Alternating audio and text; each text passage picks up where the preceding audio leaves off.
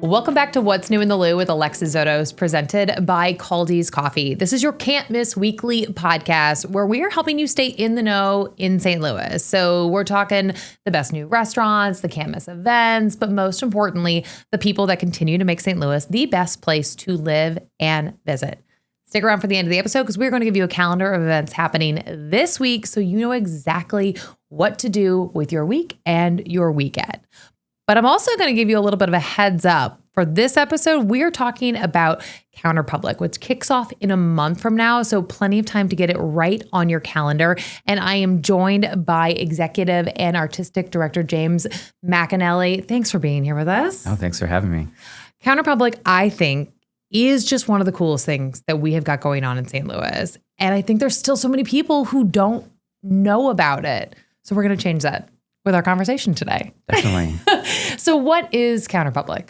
So Counterpublic is a citywide public art exhibition at its core. So we work all throughout the city and even the region this time, a little expansion, to bring new art all throughout public spaces, museums, cultural spaces, parks, gardens, kind of everything, to bring art into the everyday spaces of our lives.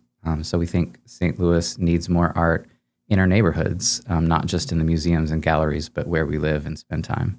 St. Louis is such an incredible arts town. I think we were talking about this with the folks at the Pulitzer a couple months ago or weeks ago, can't remember time.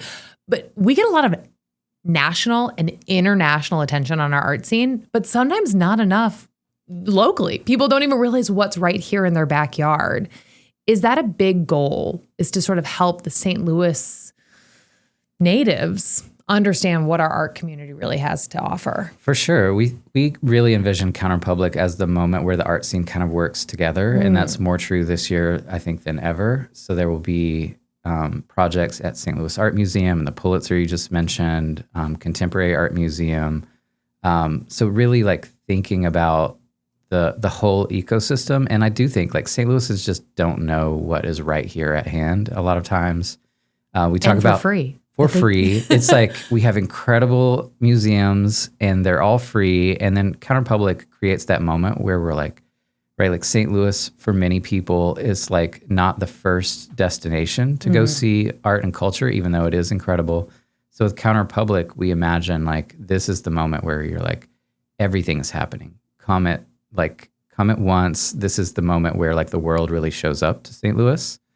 But as you know, like a lot of St. Louisans, like Counterpublic is new. It only happens every 3 years. So it's a little bit like a big secret for some people. Like we're like, I've been hearing about this thing. Tell me more about it. I want to know.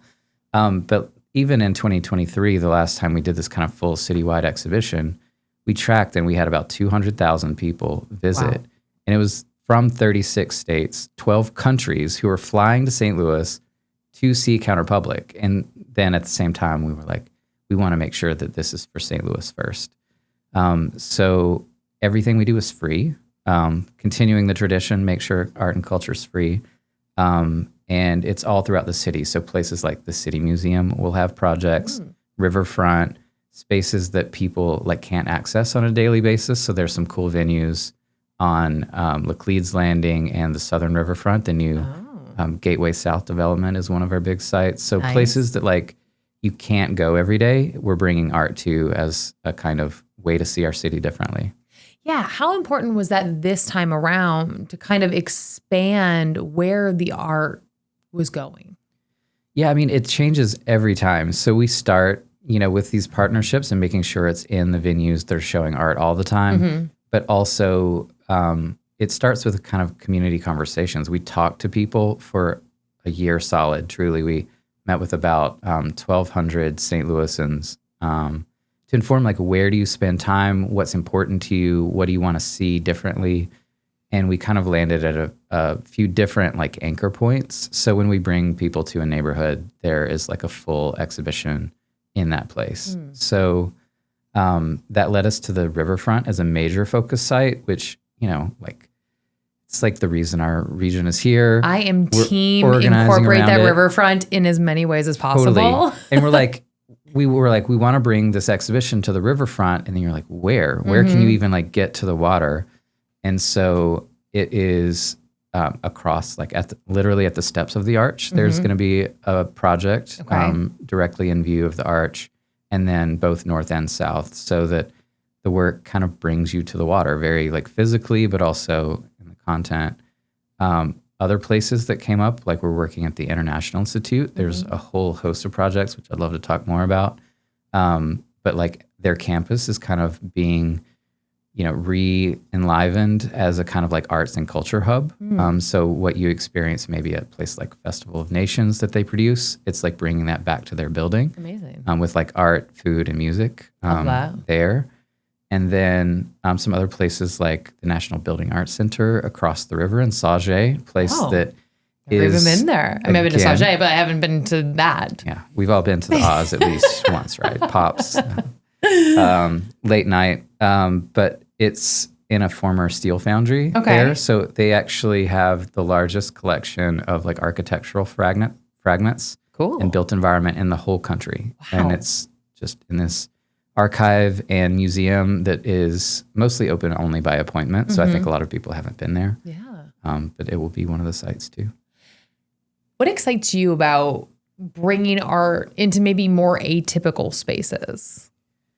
Yeah, I mean, for me, I think like art really feels most alive, like when it's talking to issues that matter to us and in places that matter to us. And I think I'm probably not alone that sometimes that's not best in a museum. I love museums, I love galleries, but for me, art is most alive when it's like in places that also have charged like history or context or even just architecture and what it feels like.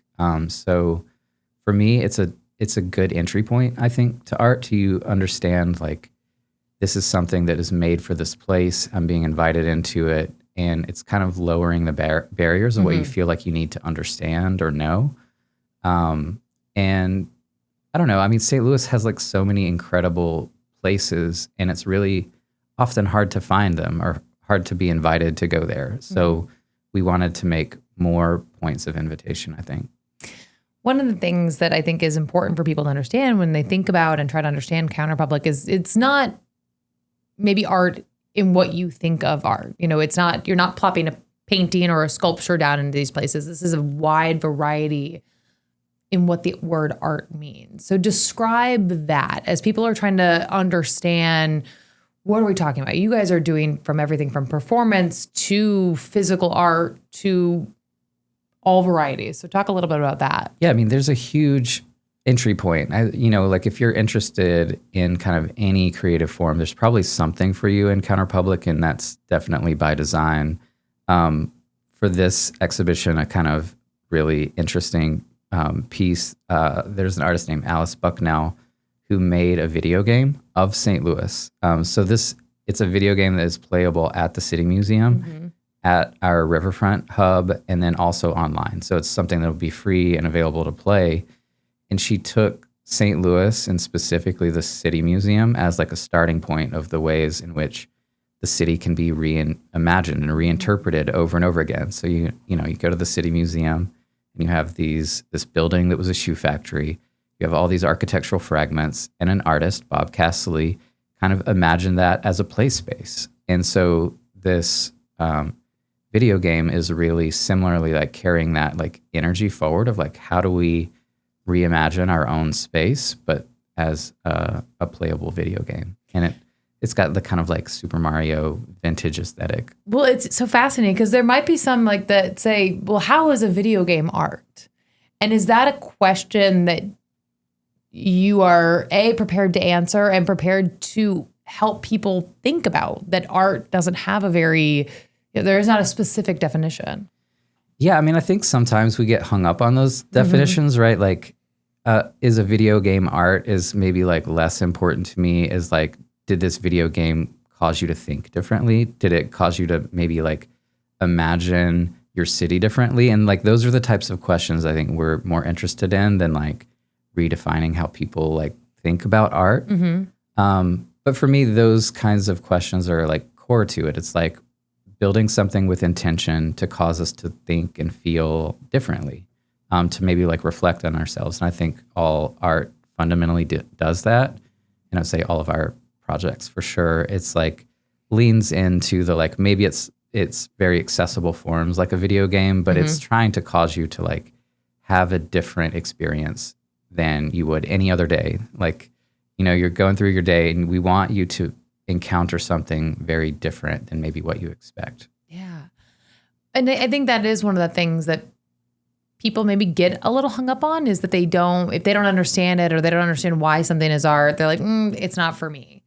Are you hopeful that by continuing to create spaces where people naturally go, whether it's the Arch, the riverfront, neighborhoods in St. Louis, that it helps them like push down those boundaries that sometimes people put up for themselves about art? Yeah, I mean, 100%. Like at its core, like Counterpublic, we always talk about our work as like wanting to connect art with lasting change. So like these are cool experiences, fun and thoughtful and all of these things, but like we want people to actually think differently and act and respond to the city differently. So even with this video game, like what we're interested in, we started out with this question of like, how do we imagine a shared future? So this was our starting point. Like, how do we create an exhibition and an experience that causes people to think about a shared future? So in this time of so many divisions and so many silos and fragments in our region and beyond, fundamentally, as you move through the whole experience, we want people to think a lot about both that, like, what would that future look like, but also like maybe how do we need to change in order to get that? So like, even, right, like the video game is one clue. Like a game is a way in which like you're fundamentally invited into something in which you have control over a little bit. Like you're given agency to play it differently and to make choices. And we want people to actually connect that to living in the city or living in the region. Like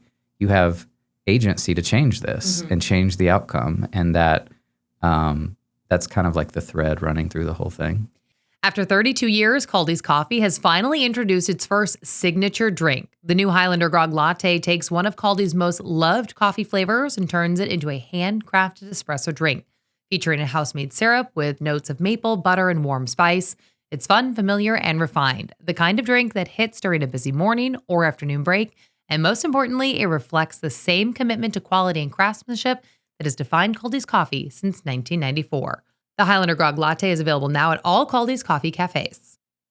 Do you feel you have seen change since starting Counterpublic in our community?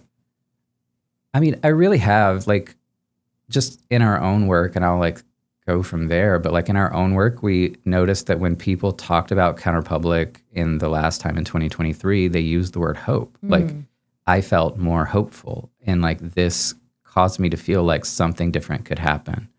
And I think I've talked about it as a little bit like a magic trick. Like we're quiet for several years, getting ready. And then when it opens, you're just like, you look around and you like, the city feels different. Like, look at all these things happening. Like, that is my city. That's the place I live and I care about or I want to come to.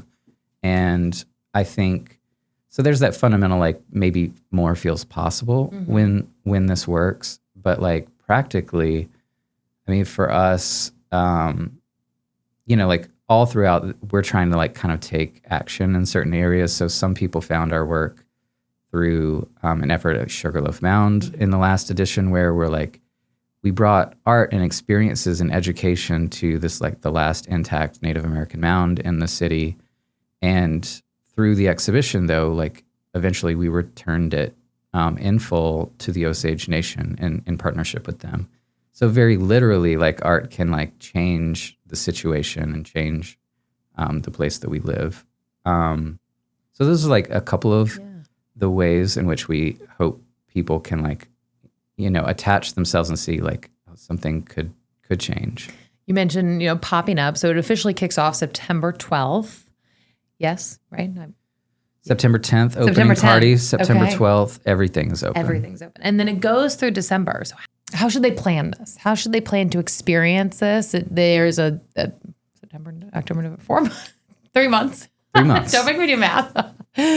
How should people attack it, if you will, to really get the most out of this experience? Yeah, I mean, like, I would say the important thing is like there isn't one thing that you're just going to miss it. Like it's open every week. We're staffing all these sites every week. So Wednesday through Sunday from September 10th to December 12th, all of these sites are going to be open. They're free. You can go anytime, Wednesday through Sunday. But equally, like we're programming it pretty constantly. So there's guided bus tours, performances.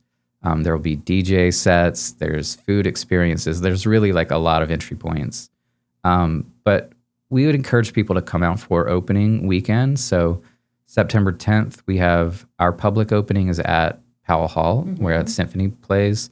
They will actually be performing the score of this video game I just described. Oh, cool. So like as one example, so September 10th at Powell Hall at 8 p.m. is our grand opening, but the openings at the Pulitzer and Contemporary and all throughout Grand Center are that night. And then it kind of goes from there that throughout the weekend, we'll have performances on the riverfront with St. Louis Dance Theater, for example, is doing a dance performance in one of the installations. Artist talks, food trucks, kind of all kinds of entry points. You mentioned the bus tours. Talk about that. Is that new this year? Did you do that last time? Yeah, I mean, it's fascinating. Last time we did bus tours and they all sold out in like 15 minutes. Wow. Like we would announce them and they would like fill up. And that's great. It's like I was leading them all too. So I just kept being like, I guess I'll do another one. I was not driving the bus, but I was like, put on my conductor hat, microphone. But I think that people really, once we started offering them, really gravitated to it because it was like, okay, it's a way to experience maybe like most of the exhibition from the point of view of like kind of an inside, like this is why that's here. This is the research behind it, the history behind it. But I think this time we're doing those kind of like whole bus tours again, but also like neighborhood by neighborhood tours. So some of our sites are in the Ville neighborhood in North St. Louis, where kind of historic Sumner High School, where Tina Turner and Arthur Ashe and these amazing people went to school. Like those tours will be led by like local educators that will like talk through those histories and where you are in addition to the artwork. So that will be happening weekly, basically, is there's some tour that you can sign up anytime.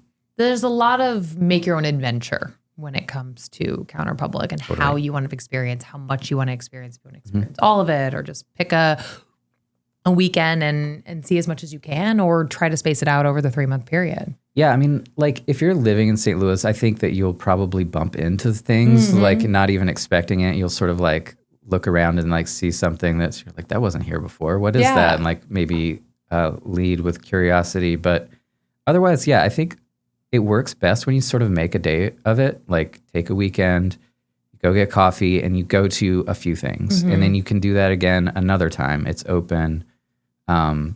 And like predictable. Like we're trying to make it like very easy to find, I think. And that is different this time. Like last time it was almost entirely in public space. And this time it's more, there's some parks and gardens and things like that you could go anytime. And then there are more experiences of like, come to this, and there's like a whole like orchestrated experience. You know, you talk about bumping into it. One of the things I really loved the last time were the pieces of art that were like on the street on like, what is that bridge? Is that South Grand? Was it South Grand or Jefferson? Jefferson. I loved those. Like I loved driving past those and just like seeing these incredible pieces of public art. And then they were gone. And because then they were not meant to be permanent. And there is this part of Counterpublic that I feel that this is a temporary exhibit. You like have to see it or you'll miss it. Yeah, I mean that it creates some of that like urgency when I mentioned like people really, they truly do come from all over the world to experience this, is like it's for that special nature. Like all of these artworks, and there's 50 different projects. So I'll only talk about a couple of them, but across 50 artists' projects all throughout the city, like each of these were made for St. Louis. Like they're from some of the world's leading artists and in St. Louis and around the world, but they've never been experienced before. So truly, if you're like an art lover and you're living somewhere else, like you might see this and you're like, I have to go to St. Louis and make this pilgrimage basically to experience this one-time experience. So we hope St. Louisans do that too. We're like, this is not here forever. And it's also literally nowhere else in the world. Like we talk about this thing and it's the largest exhibition of its kind in the country. Amazing. And it's, a free gift for St. Louis is what we hope. What are some of those, obviously you mentioned there's 50, so we won't let you talk about all of them, but what are some, name a few things that are happening, a few exhibits that people definitely need to put on their list to see. Yeah, there's a few. I'll just pluck from one. There's an artist named Glenn Ligon, who is one of the kind of maybe most celebrated artists of our time. And he has made a handmade brick sculpture that's about 40 feet long. Oh, wow. He made it in collaboration with students at Sumner High School and a senior center also in the Ville. And it's handmade bricks that is kind of shapes this kind of monumental serpentine sculpture that will be along the riverfront in Laclede's Landing. So cool. It's directly connecting to the river as we were talking about, but it will also be on view long term. So that one is one that's meant to last. Another very different project, this artist Max Hooper Schneider has made a giant aquarium that has robotic fish and waterborne elements. It has uranium glass. I don't know if people know the Oppenheimer history here is the uranium for the atomic project was enriched in St. Louis. So he's made essentially this post-human aquarium that is in a former aquarium along the riverfront. It's very, very cool. Definitely something I don't think has ever existed, much less I can't haven't seen even it. Picture what this means, but now I'm excited. Yeah, I mean it's a glowing 17-foot massive aquarium environment. Wow. So that will be in a warehouse in Gateway South neighborhood, so just south of the Arch. So those are two projects, both on the riverfront. There's a pop-up kitchen at the International Institute.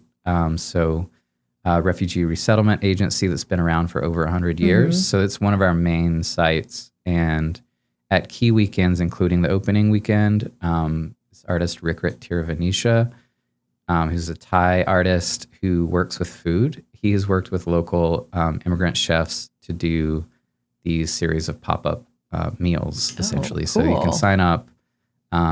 But that one opens Friday, September 11th at the Institute. Okay. Putting that on my list. That sounds amazing.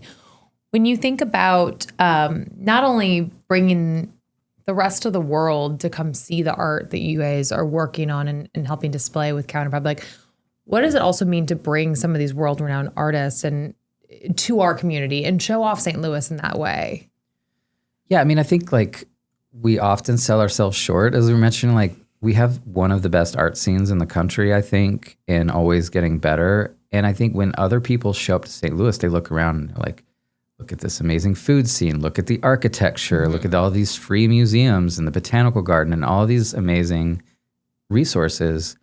And I think weaving, the invitation of an exhibition that kind of weaves and takes you to these places, it offers a different experience of the city. But I think for St. Louisans too, but being brought through all these histories, you realize St. Louis has been an incredible destination for most of its history. And I think the more we embrace that, the better off we all are.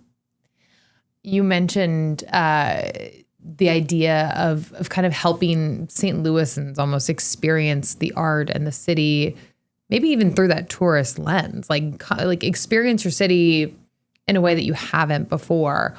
When you talk to people after the last Counterpublic, what was the most exciting part for you to hear that reaction? Was it, hey, I had no idea we had these Native American mounds right here in our backyard? Or, hey, I didn't even know that this place existed. What part excites you when you get to hear the reaction from people? Yeah, I think that sort of curiosity about your own city and its history, I think the interest to stay involved in other places. So we work in these neighborhoods and with small community-based organizations and museums as a way to sort of to experience all of Counterpublic.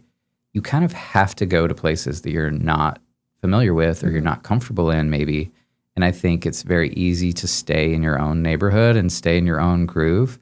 But to experience all of Counterpublic, you kind of have to go all throughout the region. And I think that as you mentioned in the last exhibition, like was one of the best parts is people like talked about that. They were like, I hadn't heard of this place, or I hadn't been to this place, or I've been hearing about it for a long time, but I never knew if I should go or I could go. And just the simple like opportunity and invitation of like, come right now. This is the moment to like show up in which you're being invited. And like that leads to like deeper relationship with your place, I think. A lot of what you guys are doing with Counterpublic is this temporary time frame, but there are some permanent aspects to it. What are some of those things that are long lasting that will last beyond this exhibit? Yeah, so every time there is quite a lot that is meant to stay. So even in the last exhibition, if you go to the Griot Museum of Black History, there's a massive rammed earth sculpture outside of the museum and a functional penny press inside the museum that were both artist commissions from last time. This exhibition, there's quite a lot staying. The brick sculpture I mentioned along the riverfront is meant to sort of see this idea of like, what if our riverfront was a place for art and culture and was a place that was a destination and not one that we turn our backs on. But otherwise, one project that will be in the Grand Center neighborhood in partnership with the Kranzberg Arts Foundation is it's a sculptural stage. So it's a stage that is meant as a gift to the city. So after Counterpublic, it will stay in place and be able to be programmed by theater groups or bands or dance companies as a public stage in Grand Center. So that's with artists Ryan Tricarton and Lizzie Fitch. So that one is kind of, it will open in phases through the exhibition and meant to be at the end. It's like kind of hand over the keys like to St. Louis creatives. So those are a handful of projects. There are quite a few like murals and different things that will also pop up. When you think about St. Louis's art scene, what is your biggest hope for the future? As you think beyond this year's Counterpublic, if you're, I imagine in some ways already thinking of the next one, what's your hope for our future in our art scene? Yeah, I mean, like with a lot of things that it becomes more collaborative. I think like success for us is not only does our own work continue to grow and awareness of it grows, but that like people organize around it. Like this should be a moment for us to all show off our city. So I want it to be integrated into the like different cultural scenes, whether that's like food and music, and to be a moment where St. Louis really celebrates itself. But I think, that future is like, I see it happening, like the museums and venues and all these things are like working together more than I have ever seen it. So I've been active here for 20 years in different capacities, and I've never seen everyone so eager to say yes. Like when people start a conversation, the hope is like, yes, let's do that. And as opposed to like, I don't know, like that sounds hard, like whatever. But like, I believe, I believe our future in general is like, it needs to be collaborative and it needs to be region wide, where like we're not leaving areas of the city or areas of the region out when we talk about our art and culture scene, that we're celebrating the Ville as much as we're celebrating Grand Center, and we're celebrating the riverfront and even like our neighbors in Illinois and like further out into the region. All right, we're going to include a link to all of the Counterpublic events and things that you need to put on your calendar in the description of this week's episode. But for now, let's dive into what there is to do in the Lou this week, August 17th through the 23rd. All right, as the final show of the Muni for the season, Something Rotten is taking place August 17th through the 23rd. This weekend is the BMW Championship at Belle Reve, happening August 18th through the 23rd. A Night at the Zoo is happening August 21st. One World Fest is this weekend, August 22nd through the 23rd. And finally, our good friends at Foodies Eat First, happening this weekend, August 22nd through the 23rd. If you have an event that you think we should include in our calendar, you can reach out to us on social media. Find us on Facebook and Instagram at What's New in the Lou Podcast.